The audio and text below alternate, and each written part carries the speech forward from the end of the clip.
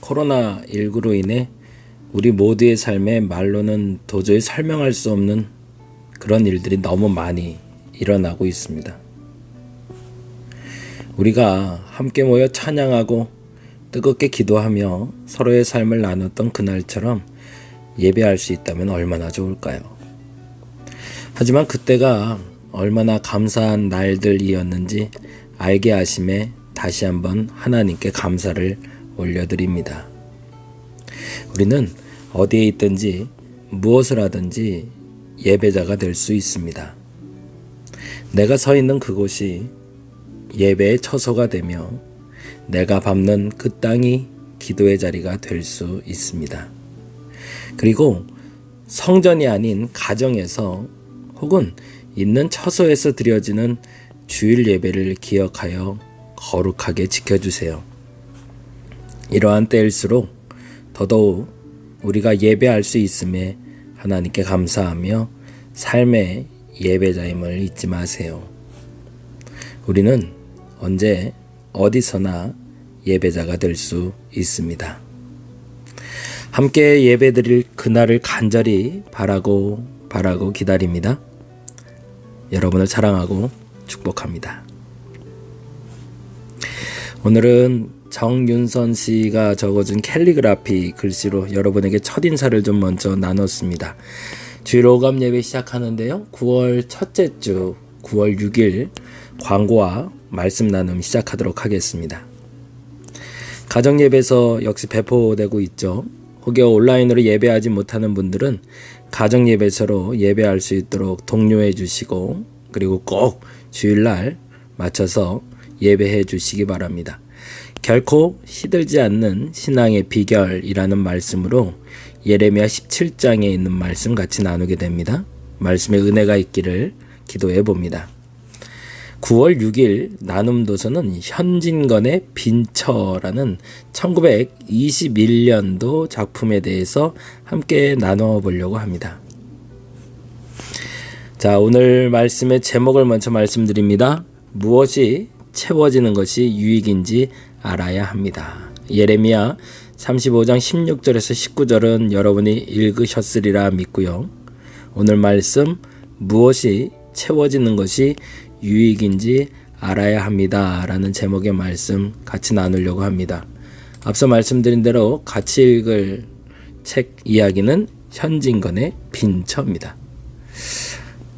1921년에 개벽이라는 잡지에 실린 글이고요. 말 그대로 가난한 처라는 가난한 부인이란 뜻이죠. 현진건은 1900년대에 태어나 1943년까지 사셨던 분이고요. 아래 유튜브 자료를 참고하시면 자녀들과 함께 자유롭게 책에 대한 이야기를 나누실 수 있을 것 같습니다. 자, 먼저 현진건 선생님에 대해서 잠깐 이야기를 나눴으면 좋겠네요. 본가는 연주, 호는 빙허라고 알려져 있습니다. 한국 사실주의 단편소설의 기틀을 다진 작가로 알려져 있고요. 대한제국 말기에 대구 우체국장을 지낸 경운의 넷째 아들로 태어납니다. 큰형 홍건은 러시아 사관학교 출신으로 러시아 대사관 통역관으로 근무했고, 둘째 형 석건은 메이지 대학 출신으로 대구에서 변호사로 근무했고, 셋째 형 정건은 상하이에서 독립운동을 하다가 체포되어 평양에서 옥사합니다. 1917년 일본 세이조 중학교를 졸업하고 그에 귀국했다가 다시 중국 상하이로 가서 후장대학 독일어 전문부에 입학했으나 학교는 다 마치지 못하고 1919년 다시 귀국합니다. 당숙인 시운, 필명으로는 현철이라 알려진 분에게 많은 영향을 받고요. 1920년 조선일보에 입사하게 돼서 그의 주선에 의한 것으로 알려져 있습니다. 1922년 백조에 동인이 되었고 그의 직장을 종합시사지인 동명으로 옮겨 1925년까지 근무하다가 동아일보사로 옮겨서 1936년 일장기 말소 사건으로 언론계를 떠날 때까지 기자로 일을 합니다.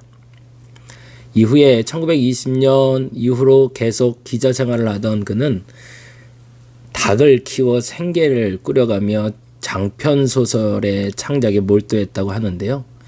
과음과 우라로 인해서 건강이 나빠져 1943년 장결핵으로 소천한 것으로 알려져 있습니다. 우리가 잘 아는 작품으론 운수 좋은 날, 그리고 오늘 읽은 빈처 같은 책이 있고요.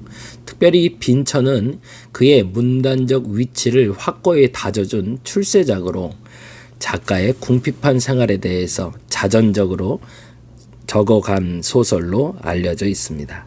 자, 그러면 오늘 현진건의 빈처 이야기 잠깐 나눠볼까요? 시작은 이렇게 됩니다. 그것이 어찌 없을까? 아내가 장문을 열고 무엇을 찾더니 입안말로 중얼거린다. 이 말에 이 빈처라는 작품의 모든 의미를 함축하고 있고요. 마지막에 한마디가 또 이 빈처라는 소설의 모든 것을 담고 있습니다. 그것이 어찌 없을까? 어떤 느낌이신가요? 무언가 찾고 있구나라는 것이 아니라 무언가 또 필요하고 무언가 또 부족하구나라는 걸 알게 되죠. 아내가 장문을 열고 무엇을 찾더니 입안말로 중얼거린다 이후에 다음과 같이 적혀 있습니다. 아침거리를 장만하려고 전당포에 잡힐 모본단 저고를 찾는 아내를 생각하니 마음이 청량해진다. 그러던 어느 날 한성은행에 다니는 T가 찾아와 제 처에게 줄 양산을 샀노라고 나에게 자랑을 한다.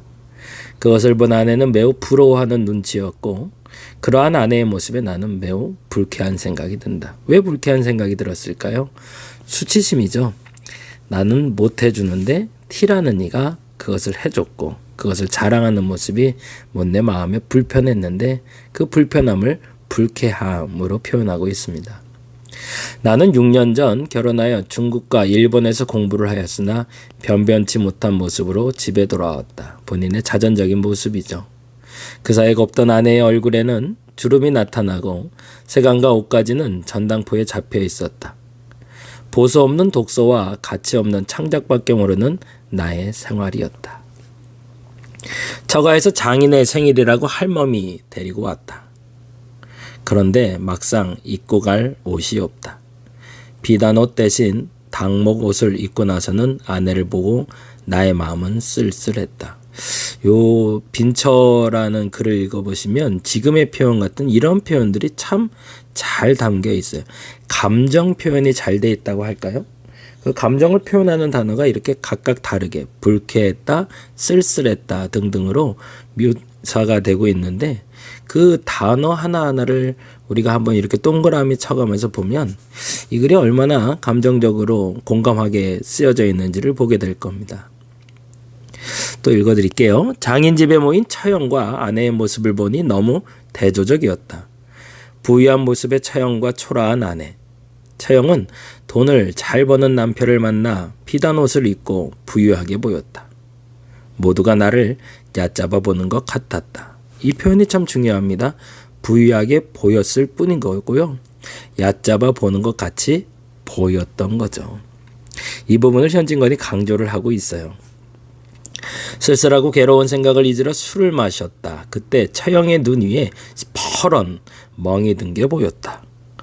처형의 멍든 눈자위를 이야기하며 없더라도 의좋게 지내는 것이 행복이란 아내의 말에 나는 흡족해 한다.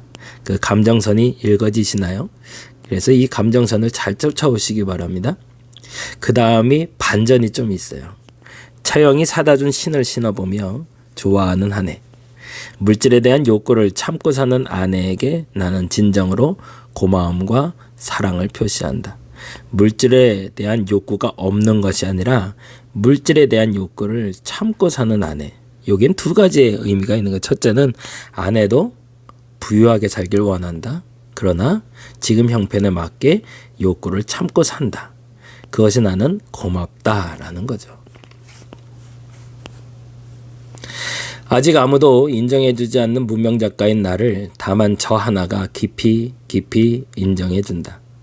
그러기에 그 강한 물질에 대한 본능적 요구도 참아가며 오늘날까지 몹시 눈살을 찌푸리지 아니하고 나를 도와준 것이다. 그리고 아내에 대해서 이렇게 표현합니다. 아, 나에게 위안을 주고 원조를 주는 천사여. 어떤 의도로 적힌 글인지 여러분이 가늠할 수 있을 것 같습니다. 그것이 어째 없을까로 시작해서 위안을 주고 원조를 주는 천사여로 마무리되는 이 글은 어찌 보면 무엇이 없어서 근심되고 걱정되는 상황들은 있으나 그 없는 것이 내게는 근심이고 걱정이긴 하지만 나를 지배할 수 없다는 거죠. 그리고 결국에 내 마음에 평안을 주는 빈처로 말미암아 회복되고 있는 저자, 제 직관적으로 1인칭 시점으로 적혀있는 나라는 그 주인공의 마음을 읽게 됩니다. 오늘 본문은 이렇게 돼요. 1절에서부터 그 동기가 시작이 되는데요. 제가 읽어드립니다. 유다의 요시야 왕의 아들 여호야김 때에 여호와께로부터 말씀이 예레미야에게 임하여 이르시되 당시 요시야 왕의 아들 여호야김 때에라고 하면 언제로 보시면 되냐면 우리나라로 보면 철종 고종 넘어가는 그때쯤으로 보시면 돼요. 그러니까 대한제국이 시작될 쯤 나라가 위기를 맞이하고 있을 때쯤이라고 생각하고 보시면 좋겠습니다. 너는 레갑 사람들의 집에 가서 그들에게 말하고 그들을 여호와의 집 한 방에 데려다가 포도주를 마시게 하라 하시니라. 하나님의 명령이 떨어졌습니다. 근데 그 명령은 레갑 사람들을 데리고 와서 포도주를 마시게 하라는 겁니다. 아주 독특한 명령이죠. 레갑 사람들은 도대체 어떤 사람이길래 그들에게 심지어 여호와의 집 한 방에 와서 포도주를 마시게 했을까? 그런데 6절에 이렇게 얘기합니다. 그들은 레갑 자손들을 얘기합니다. 그들이 이르되 우리는 포도주를 마시지 아니하겠노라. 레갑의 아들 우리 선조 요나답이라고 하면서 이야기를 풀어가고 있어요. 하나님의 명령인데 그 하나님의 명령대로 따르지 않겠다는 거예요. 왜일까? 그 질문의 답을 이렇게 합니다. 레갑의 아들 우리 선조 요나답이 우리에게 명령하여 이르기를 너희와 너희 자손은 영원히 포도주를 마시지 말며. 레갑의 선조 중에 요나답이란 사람이 있었는데 그 사람이 절대 포도주를 마시지 말라고 했구나. 이게 전제가 되는 거죠. 레갑의 아들 우리 선조 요나답. 여기다가 줄을 쳐놓고 보시면 좋을 것 같아요. 그리고 나서 조금 더 구체적으로 이렇게 레갑의 자손 요나답이 글을 남기게 됩니다. 너희가 집도 짓지 말며 파종도 하지 말며 포도원을 소유하지도 말고 너희는 평생 동안 장막에 살아라. 그리하면 너희가 머물러 사는 땅에서 너희 생명이 길리라 하였으므로. 아주 재밌죠? 포도주 마시지 말 뿐만 아니라 집도 짓지 말고 파종도 하지 말고 포도원도 소유하지 말고 평생 장막에 살아라. 그건 뭐예요? 무소유로 살아가라는 거죠. 그런데 전제가 있어요. 아무것도 없는 것 같지만 그것으로 말미암아 어떻게 된대요? 너희가 머물러 사는 땅에서 너희의 생명이 길 거래요. 다시 한번 너희가 머물러 사는 땅에서 너희 생명이 길리라. 집도 없지만 포도주를 마실 수도 없지만 파종할 수도 없고 포도원을 소유할 수도 없지만 내가 장막에 살며 요나답의 명령에 따르면 무엇이 이루어진다? 머물러 사는 그곳에서 너희의 생명이 길 것이라는 거죠. 그리고 8절에 이렇게 되어 있습니다. 우리가 레갑의 아들 우리 선조 요나답이 우리에게 명령한 모든 말을 순종하여 우리와 우리 아내와 자녀가 평생 동안 포도주를 마시지 아니하며, 그 다음엔 또 무슨 말이 나올까요? 그렇죠. 살 집도 짓지 아니하고 포도원이나 밭이나 종자도 가지지 아니하고 종자도 가지지 않았대요. 그건 뭐예요? 파종할 씨조차도 없이 살았다는 거죠. 그럼 어떻게 먹고 살아요? 그런데 요나답의 명령대로 하면 우리가 영원히 그 생명이 보존될 걸 믿었기 때문이죠. 살 집도 짓지 아니하며 포도원이나 밭이나 종자도 가지지 아니하고 장막에 살면서 우리 선조 요나답의 우리에게 명령한 대로 다 지켜 행하였노라. 왜? 그 생명이 길게 하기 위해서. 그렇다면 이 말을 한마디로 요약하면 뭐가 될까요? 레갑 자손 요나담에 대한 이 레갑 자손들의 믿음은 뭐죠? 머물러 사는 땅에서 생명이 길리라. 자, 이쯤에서 우리가 한 가지 명확하게 기준을 정할 게 있어요. 레갑 자손 요나담은 결코 부유하게 살 거라고 얘기하지 않았습니다. 풍요로울 거라고도 말하지 않고요. 때로는 빈곤할 수 있다라는 전제도 주지 않았습니다. 한 가지 전제가 있었어요. 머물러 사는 땅에서 생명이 길 거라고요. 지금 지켜 행하면 지금이 지속될 것에 대한 믿음을 허락했던 거죠. 다른 어떤 것에 목적지를 두고 나가냐에 따라서 그 목적지를 향하는 방법이 달라져야 됩니다. 부유하게 살기 원한다면 그 부유함을 얻을 수단과 방법을 가져야 될 것이고, 반면에 레갑 자손 요나담처럼 머물러 사는 곳에서 지금이 지속되기를 원한다면 무엇을 비워야 되는지를 알아야 된다는 거죠. 오늘 믿음이 가져온 검증된 상황은 그랬습니다. 머물러 사는 땅에서 레갑 자손의 믿음이 지속됐다는 거죠. 그러니 예레미야를 통해서 포도주를 마시라라는 하나님의 명령을 들었을 때도 레갑 자손들은 포도주를 마시지 않을 수 있었던 거죠. 왜요? 이미 검증된 일들이었으니까. 레갑 자손이 받은 은혜를 다시 한번 정리합니다. 머물러 사는 땅에서 생명이 길리라. 이 말은 풍요나 넉넉함이 아닌 자족의 지금이 지속될 것에 대한 믿음이라는 거죠. 만일 이 믿음을 원하신다면 레갑 자손과 동일한 믿음으로 살아가시길 바랍니다.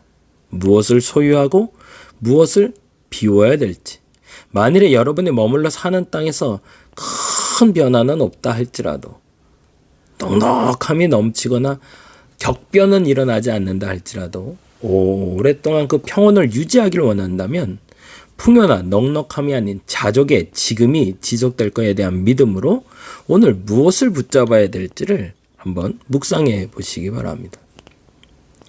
그의 여호와께서는 예레미야에게 다음과 같이 이야기하십니다. 만군의 여호와 이스라엘의 하나님께서 이와 같이 말씀하시니라. 너는 가서 유다 사람들과 예루살렘 주민에게 이르기를 너희가 내 말을 들으며 교훈을 받지 아니하겠느냐. 여호와의 말씀이니라. 무슨 말이에요? 레갑의 아들 요나답이 그의 자손에게 포도주를 마시지 말라 한 그 명령은 실행되도다.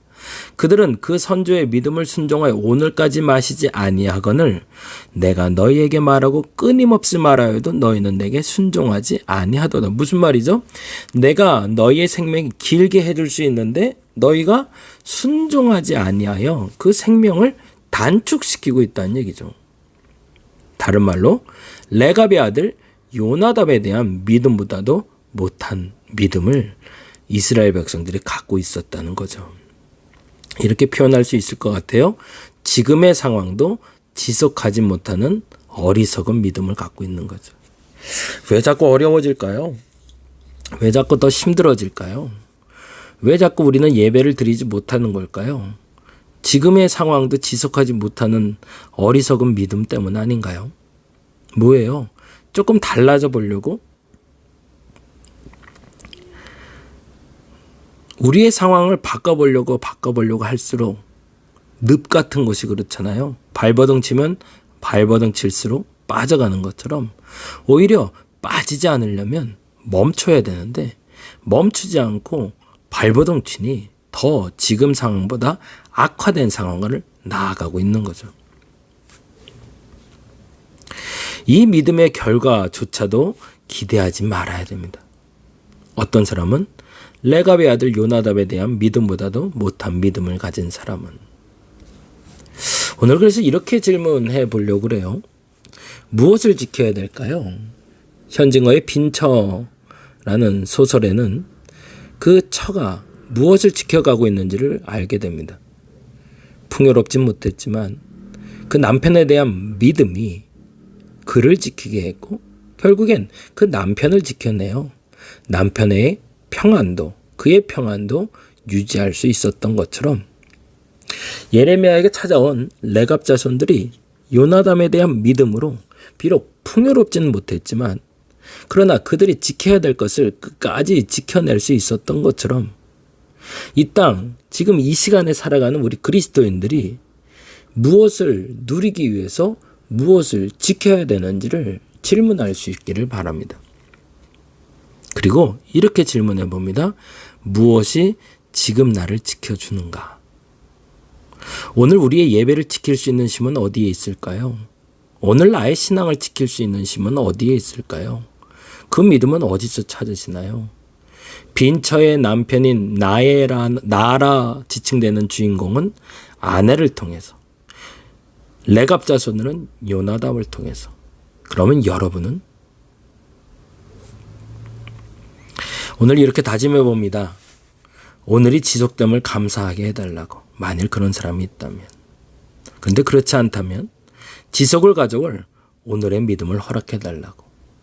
그 믿음이 여러분을 지킬 겁니다. 하나님은 여러분이 생명이 길기를, 지금에 감사할 수 있는 삶을 살 수 있기를 원하십니다. 어찌 보면 우리는 잘못된 목적지를 정하고 그 목적지에 부합한 수단과 방법을 찾다 보니 진짜 도달해야 될 목적지는 잃어버리고 향방 없이 나아가고 있지는 않은지 점검해 볼 필요가 있겠죠. 멈춰버린 예배뿐만 아니라 멈춰버린 상황들, 그리고 시간들, 그리고 여러 가지 지금까지 늘상 익숙하게 해왔던 것들을 멈추게 됨으로 말미암아 우리가 무엇을 잃고 무엇을 지켜야 되는지를 고민해 볼 수 있을 것 같습니다. 오늘 나의 분명한 믿음, 하나님에 대한 믿음과 가정을 지키는 믿음, 그리고 나를 지키는 그 분명한 믿음을 통해서 오늘이 지속됨을 감사하게 하시고, 그리고 지속을 가져올 오늘의 믿음을 허락해 달라고 기도하는 저와 여러분 되시기를 간절히 바랍니다. 기도하겠습니다. 현진건의 소설 빈처를 통해서는 사랑하는 아내가 주인공의 믿음의 근원이 됐던 것을 보고, 레갑 자손들에겐 요나답의 유언이 믿음이 된 것을 봅니다. 그렇다면 우리는 하나님의 말씀이 우리의 믿음이 근원이어야 됩니다. 그 하나님의 말씀을 붙잡는 오늘 되게 하여 주옵소서. 하나님의 말씀 외에 다른 것을 붙잡아 흔들리지 말게 하여 주시고, 하나님의 말씀 외에 다른 것을 의지하여 혼돈 가운데, 낙심 가운데 빠지지 않게 하여 주옵소서. 이번 한 주는 하나님의 말씀에 집중하며 빠져보기를 원합니다. 그래서 그 말씀에 대한 분명한 믿음으로 현진건의 빈처처럼, 레갑 자손들처럼 오늘의 믿음이 나를 지켜줌을 경험하게 하여 주시옵소서. 말씀을 허락하시고 그 말씀대로 살아가게 하여 주시옵소서. 감사합니다. 고마우신 예수님 이름으로 기도드렸습니다.